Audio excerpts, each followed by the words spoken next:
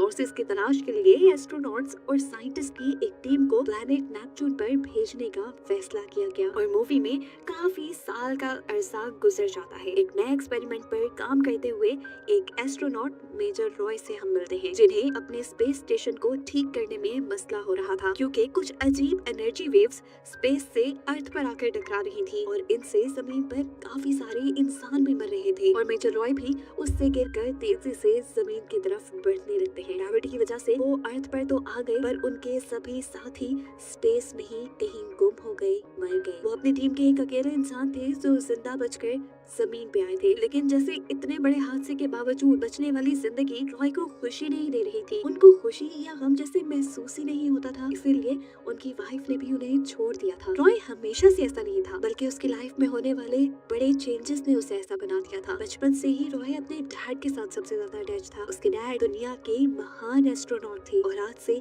कई सालों पहले एक एक्सपेरिमेंट के लिए नेपच्यून गए थे। ये उस प्रोजेक्ट पर गए थे जिसे मूवी के स्टार्ट में दिखाया गया था। नासा का रॉय के डैड की टीम से कांटेक्ट रहता था। रॉय के डैड वहाँ के हालात और अपनी रिसर्च दुनिया तक पहुँचाते थे, पर फिर चंद सालों बाद अचानक उनका कांटेक्ट जमीन से खत्म हो गया और कई सालों की एफर्ट के बाद भी जब नासा उनके स्पेस स्टेशन का स्पेस में पता ना चला सकी तो उन्होंने रॉय के डैड के साथ उनकी पूरी टीम को दुनिया वालों को मरा हुआ बता दिया। जिस दिन के बाद से रॉय की लाइफ और भी ज्यादा फीकी हो गई। रॉय को इस टाइम उसके हेडक्वार्टर बुलाया जाता है और बताया जाता है कि जिन वेव्स की वजह से उसका स्पेस स्टेशन तबाह हुआ था वो वेव्स नेपच्यून से आ रही थी, बिल्कुल उसी जगह से आ रही थी जहां आज से कई साल पहले उसके डैड की टीम को भेजा गया था रिसर्च के लिए। नासा के साइंटिस्ट का मानना था कि वो एनर्जी वेव्स नेपच्यून में मौजूद इनका स्पेस स्टेशन ही जनरेट कर रहा है और ऐसा खुद ब खुद हो जाए ये पॉसिबल नहीं था। साइंटिस्ट की टीम को लग रहा था कि उसके डैड अभी भी जिंदा हैं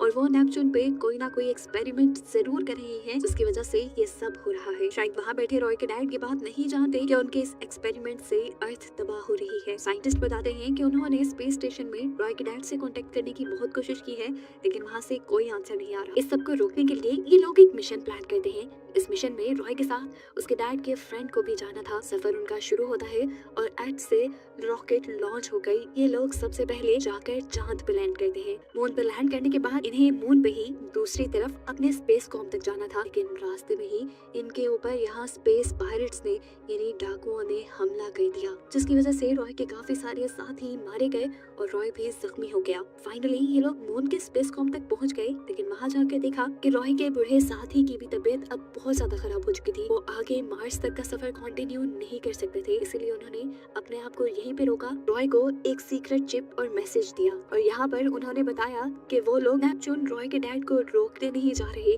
बल्कि एक सीक्रेट मिशन पे जा रहे थे जहाँ उन्हें रॉय के डैड के एक्सपेरिमेंट को वहीं पर तबाह करना था, चाहे रॉय के डैड वहाँ जिंदा हो या ना हो। ये सुनकर रॉय को बहुत ज्यादा दुख हुआ, लेकिन फिर उसने मिशन कंटिन्यू कर लिया। लोगों को अब आगे मार्स पे जाना था। मार्स के रास्ते में इनके करीब एक और स्पेस स्टेशन इन्हें मिलता है।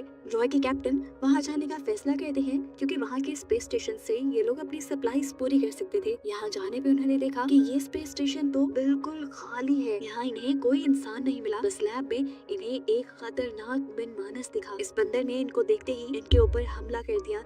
इस हमले में रॉय का कैप्टन जख्मी हो गया, लेकिन रॉय ने आगे बढ़कर अपने कैप्टन को बचाया और फिर उस मनमानस को एक वैक्यूम चैम्बर में डालते हुए उसका वैक्यूम बिल्कुल खत्म कर दिया, जहाँ पर वो मारा गया। उसको मारने के बाद रॉय अपने कैप्टन को लेकर अपनी शिप में वापस आ जाता है, जहाँ आकर इनको पता चला कि रॉय का कैप्टन अब मर चुका है। आगे का सफर इन्हें अकेले ही तय करना था, लेकिन बड़ा मसला तब हुआ जब मार्स से आने वाली एक बड़ी सी एनर्जी वेव ने उनके स्पेसशिप को घुमा दिया। इस मुश्किल घड़ी में भी रॉय ने हिम्मत नहीं हारी। उसे डर का एहसास नहीं हुआ और उसने अपने स्पेसशिप को हैंडल करते हुए मार्स पर लैंड करवा ही लिया। रॉय के यहाँ लैंड होते ही उसे एक मैसेज के लिए स्क्रिप्ट दी जाती है, जिसे वो अपने डैड के लिए रिकॉर्ड करे और यहाँ मार्स से ये लोग ये मैसेज नेपच्यून भेज सके। असल में नेपच्यून से मार्स तक कांटेक्ट हो पा रहा था, लेकिन अर्थ तक नहीं।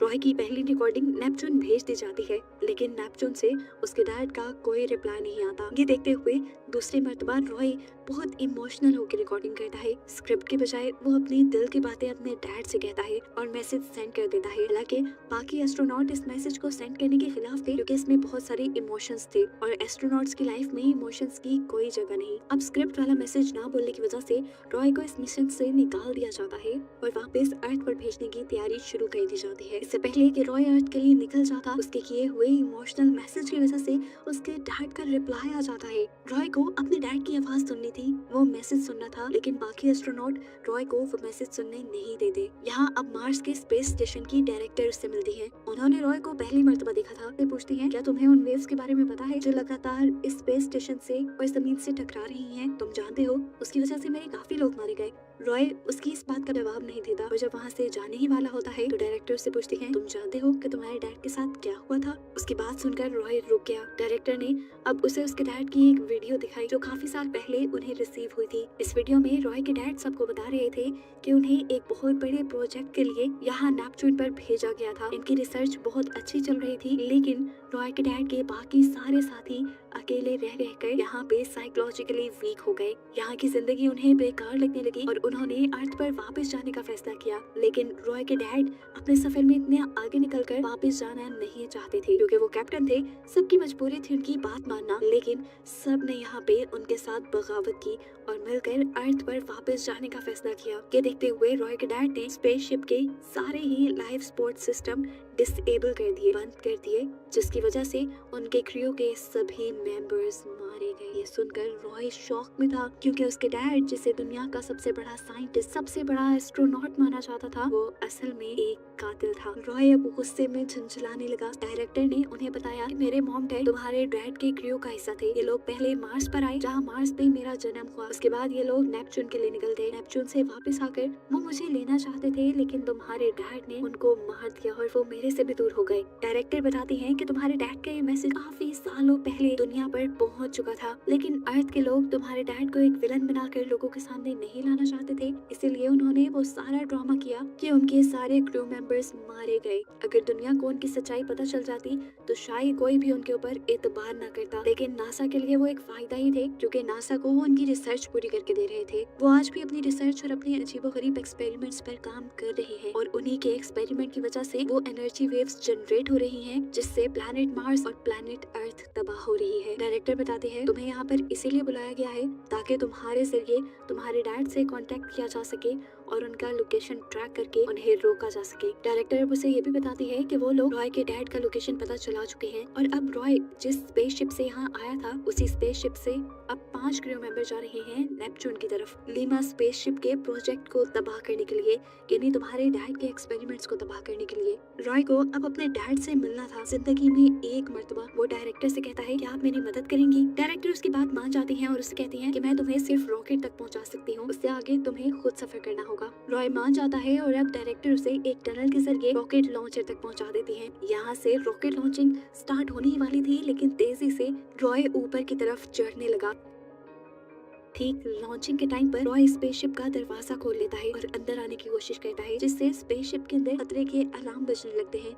ये लोग बाहर जब चेक करने गए तो इन्हें बाहर रॉय दिखा, जिसे देखते ही इन सब लोगों ने रॉय को बेहोश करने का डिसाइड किया, क्योंकि वो इनका मिशन खराब भी कर सकता था। इस सब के दौरान इन्होंने ध्यान नहीं दिया कि स्पेसशिप का दरवाजा अभी भी खुला है। स्पेसशिप के दरवाजा खुले होने की वजह से अंदर का प्रेशर काफी डाउन हो जाता है। इन लोगों के ऑक्सीजन टैंक भर जाते हैं। ऑक्सीजन की कमी की वजह से अब यहाँ पर क्रू मेंबर्स मारे जा रहे थे, लेकिन रॉय अभी तक जिंदा बचा था, क्योंकि उसने स्पेस सूट पहना हुआ था। अब उसने अपनी स्पेसशिप का दरवाजा बंद किया और कंट्रोल डेक की तरफ चला गया। वहाँ जाकर उसने अर्थ पर यहाँ स्पेसशिप में होने वाला सारा वाकया बताया और नेपच्यून के लिए सफर शुरू कर दिया।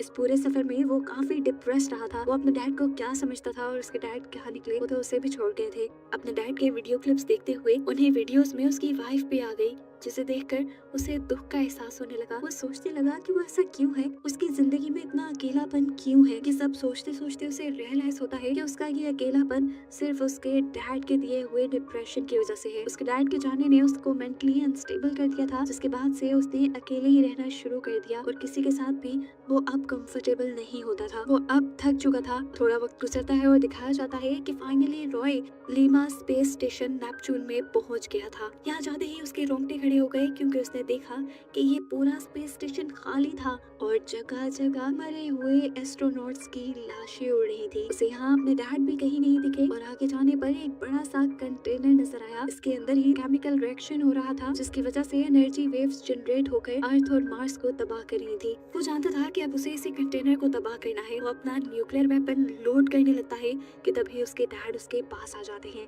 वो ऊपर की तरफ खड़े हुए थे। उन्होंने रॉय को देखते ही पहचान लिया और पूछा, रॉय क्या तुम हो वहाँ पर? रॉय इतने सालों बाद अपने डैड को देखकर इमोशनल हो गया। ना चाहते हुए भी उसने पूछ ही लिया, कैसे हैं डैड? उसके डैड ने जवाब दिया, थका हुआ हूँ, काफी सालों से इन एनर्जी वेव्स को कंट्रोल करने की कोशिश कर रहा हूँ। ये सुनकर रॉय भी हैरान हो जाता है, क्योंकि उसे तो खबर मिली थी कि उसके डैड जानबूझकर ये सब बना रहे हैं। वो अब अपने डैड से इसकी सच्चाई पूछता है तो डैड उसे कहानी बताना शुरू करते हैं कि जब मेरे सारे क्रू मेंबर्स यहाँ से जाने लगे तो ये स्पेस स्टेशन भी तबाह होने वाला था। हमारी स्पेसशिप में एक एंटी मैटर था जो स्पेस की दूसरी एनर्जीज को अपनी तरफ अट्रैक्ट करने लगा और फिर इसके अंदर से बहुत बड़ी एनर्जी वेव्स निकलने लगी। इन्हीं वेव्स की वजह से मेरे सारे क्रू मेंबर्स भी मारे गए, लेकिन मैं बच गया और इन वेव्स को कंट्रोल करने की कोशिश में लग गया। उसकी बात सुनकर रॉय हैरान होता है और उनसे कहता है, आप परेशान मत हो डैड, अब मैं आ गया हूँ, अब मैं सब ठीक कर दूंगा। ये सब ठीक करके हम दोनों अर्थ पे चलेंगे। लेकिन उसके डैड ने ये सुनते ही मना कर दिया, क्योंकि वो अर्थ पे जाना नहीं चाहते थे। उसे बताते हैं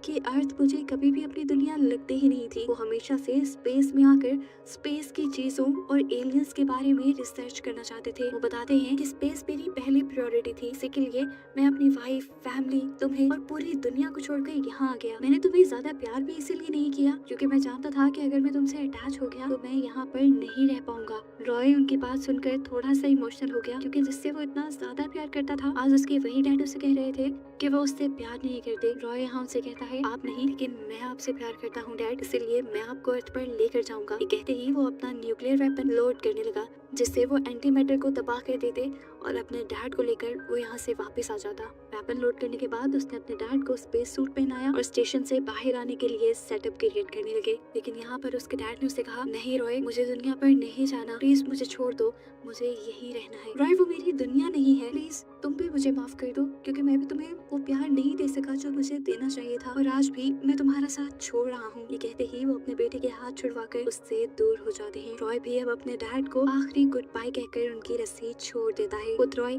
थ्रस्टर की मदद से अपने आप को खींचते हुए अपनी स्पेसशिप तक वापस आ जाता है। स्पेसशिप में बैठने के बाद उसने देखा कि उसके डैड अब नेपच्यून के ऑर्बिट में पहुंच चुके थे। आखिरी बार अपने डैड को देखने के बाद वो अपना शिप ऑन कर देता है। वो अपना सफर कंटिन्यू करने ही वाला था, लेकिन तभी उसे पता चला कि उसकी शिप का फ्यूल बहुत कम है और इतने कम फ्यूल से वो अर्थ पर नहीं पहुंच सकता था। ये देखकर उसे अफसोस होने लगा। उसे लगा कि वो भी अपने डैड की तरह यही स्पेस में रह जाएगा, लेकिन तभी हमें दिखाया गया कि रॉय ने जो बम प्लांट किया था वो ब्लास्ट हो जाता है। उसके ब्लास्ट होते ही यहाँ पर एक बहुत बड़ी एनर्जी वेव निकलती है जो रॉय के स्पेसशिप को दुनिया तक जाने के लिए पुश दे देती है। रॉय का सफर कंटिन्यू हो जाता है। इस पुश से रॉय का फ्यूल काफी बच गया था। अब वो इजीली अर्थ तक पहुंच सकता था, इसीलिए वो बहुत ज्यादा सेटिस्फाई था। अपने सफर के दौरान वो अपने डैड को दिए हुए डॉक्यूमेंट्स पढ़ता है, जिसमें लिखा था कि इंसान ही इस पूरी यूनिवर्स का, इस पूरी कायनात का सबसे अक्लमंद क्रिएचर है। अर्थ के कम होते रिसोर्सेज कोई और प्लैनेट या एलियंस पूरे नहीं कर सकते, बल्कि इंसान खुद ही